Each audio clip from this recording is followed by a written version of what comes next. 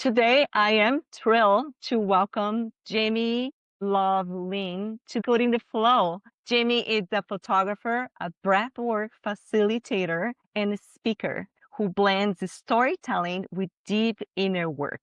Her creative process is rooted in presence, emotion, and sacred connection between body, mind, and spirit. Through her photography, workshops, and public talks, Jamie explores how creativity becomes a pathway for healing and awakening. She reminds us that art isn't just something that we make, it is something that we live and breathe. In this episode, we will dive into how she merges her art with the breath work and how our breath can open the doors for creative consciousness.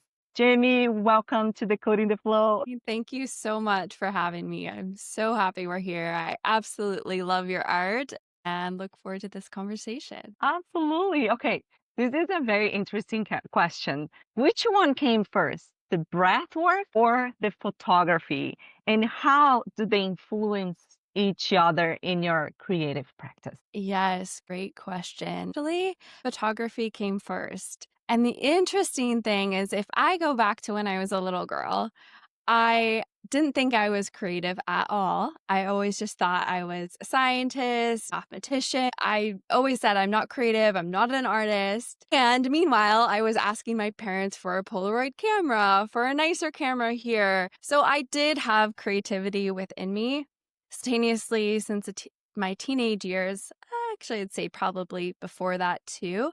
I've been on this journey of self-growth, like many of us. How can I live out my potential? How can I feel calm and peaceful within myself? And after over 15 years of therapy and books, that's when I found breath work. And then that helped me expand my creativity too. I feel like we all come to a certain point in our life that we kind of have that need of asking bigger questions, right? It usually comes through like some sort of curiosity or even like some trauma or something that we are not happy with ourselves.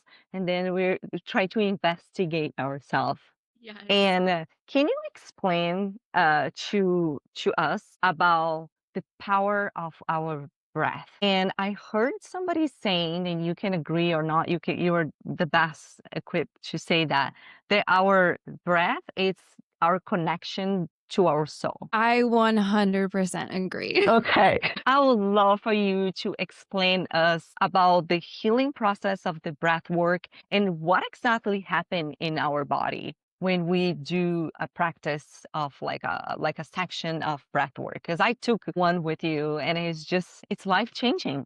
So love Yeah. for you to tell us the details so maybe we can encourage people to look for some breath work as well. Absolutely. I mean, it's amazing, right? Because we breathe every day. And yet, with breath work, we're learning to breathe in different ways and utilizing it for new purposes. And it's as simple as pausing in the middle of the day, taking a deep breath, 5 count in, 10 count out, breathing out fully and completely, and finding that space in life that is often filled. And that's where our soul is. That's when our soul speaks to us.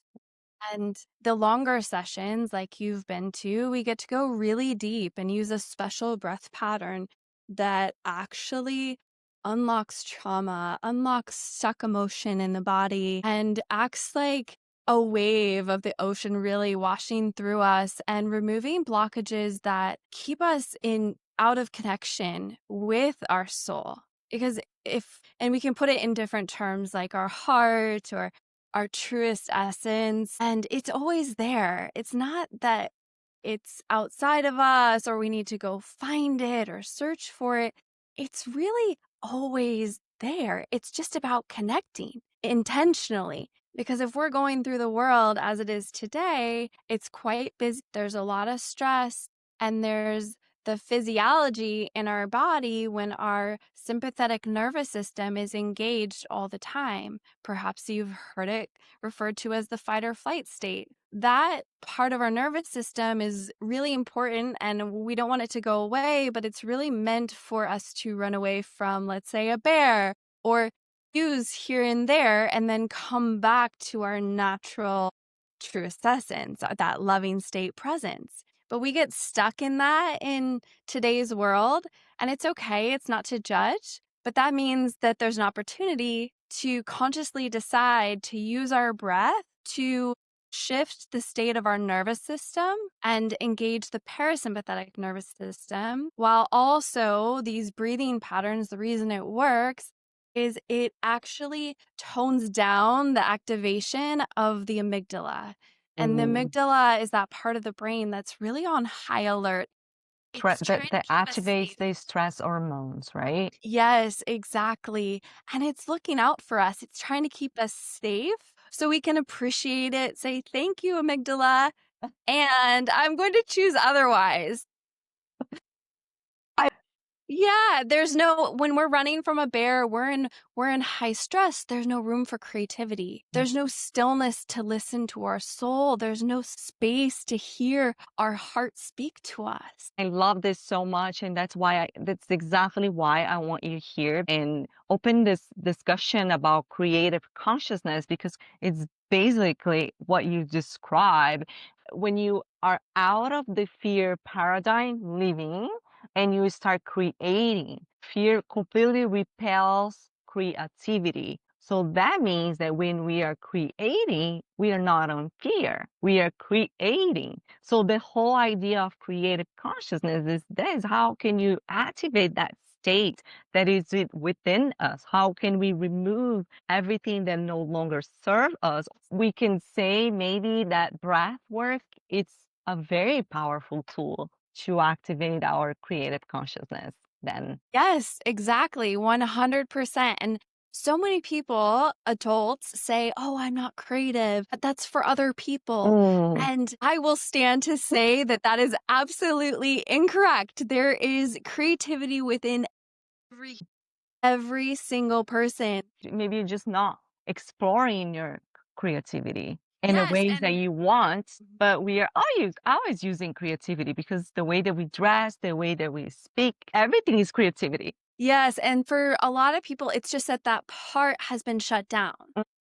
So Well, most people can look back at themselves as a child and see that they were creative at one point, that they freely painted, sang, built things. But again, when the brain gets stuck in that stressed, fearful state, the space for creativity shrinks. So they're just not able to access it. So it's more of learning to access it again. yeah, I love it. And because you have your photography in which you travel the world to do your talks and to do your exhibitions. How do you blend them all together? They're like very different directions, but they can all collide. And I love that you do this intersection like so beautiful. How do you deal with this intersections per se? Yes. Well, naturally, my art, the coastal calm scenes, are a way for the nervous system to calm. And it's an invitation to pause, take a deep breath, and connect with the moment. So naturally, people feel their nervous system calm and arrive there with the art. And then when I am giving an experience, guiding an experience, I get to guide people to look out at the art, to bring their mind's eye to that horizon. And then I'll guide a longer breathing session where they really get to feel that shift from head to heart, from fear to love. And the image, my photography, the artwork anchors in that feeling. Oh, this is so perfect. It is really helpful. I think the world needs right now this kind of thing because we are in fear paradigm still. A lot of people are. I'm so glad that more and more we can see different practices and different rituals and more people talking about the importance and different practices of healing and creativity and like going back to your intuition. That's what we need. Yeah. Thank you for your work. My goodness. My pleasure. My pleasure. And you also, your art is so beautiful and just you can't help but just be drawn to it and feel like you've reached other dimensions through your art. It's so funny because I paint since I was a little girl, but I've been slowly incorporating a spirituality into my work. But even if unconscious, I was already doing that. For example, my expression of my water, I always say that it is not a water, it's vibration. There are frequencies that I try to express in movement and in bold colors. What is your interpretation of creative consciousness? And how can we all raise creative consciousness in Yeah, well, humanity? I believe that everyone is a gift and everyone has their own unique magical frequency. And what comes with that is each person's creative consciousness, let's say, their ideas and creativity and the way that they love to express their frequency and their vibration in the world, to your point. So it's in everyone. Again, it's just a matter of tapping into it and releasing. I always say, do not ask what the world wants from you. Ask what you want to give the world. Yeah. The world wants that because that comes from the heart. That's not thinking about what we can try to create that other people will like. It's just creating what feels good to us. I wanted to hear also, how did you transition from being a science, how you switch from one spectrum to another? Talk a little bit about your background and how you transition. Yeah, I studied biochemistry in college. Again, I thought that I would either get a PhD in neuroscience or go to dental school, but something inside of me just felt like that wasn't quite right. When I imagined myself in that position, it didn't light me up. So while it was a sure path, I could have known exactly what was happening next and in a way that would have been comforting. I just chose to see how life could unfold for me. That led me to selling dental supplies, Oh, which but it was a way for me to connect. I love people and I love helping, and it was such a fun way to use my biochemistry and learn products and build a bridge to help dentists at the time have a better practice. mm, Yeah. So through that, my love for people, my knowing that I wanted to share the tools I'd learned on my self growth journey grew. And meanwhile, I was picking up the camera that I had asked for as my college graduation gift. Believe it or not, it just happened. And my mom asked me the other day, how did you know you wanted to become a speaker? And I said, I don't know. I got back from 6 months of traveling by myself, Australia, New Zealand, Bali, Thailand, after I'd quit my job and I'd taken this leap of faith to create space to see what I wanted to do next. I was taking photos, but I came back and I wrote out all my goals on post-it notes. And I had these two big closet door mirrors and I just filled the doors with goals. And one of them was I'm an inspirational speaker and I don't know where it came from. It just was in me and so okay, then what do I do next? Just took the next steps after that. I really believe, and then like the way you're describing it, kind of like prove what I want to say, and then we can kind of expand on that idea. I really believe, like you said, we all born with a gift, and a lot of people may say, "Oh, I don't have a gift." We all do. We are so perfectly designed to do what we love, and one of the main reasons of this podcast is to really help people do what they love, because we were born with something is special that we need to explore, but we also need to discover. And I believe that the way that we discover is by following our excitement. That's the universe speaking to us, like, go this way because it feels good to you.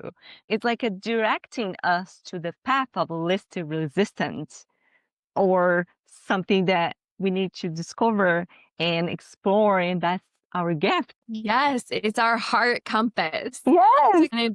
we listen through excitement, through, ooh, that would be fun. That would be lovely. That would be delightful. I Yeah. would love that.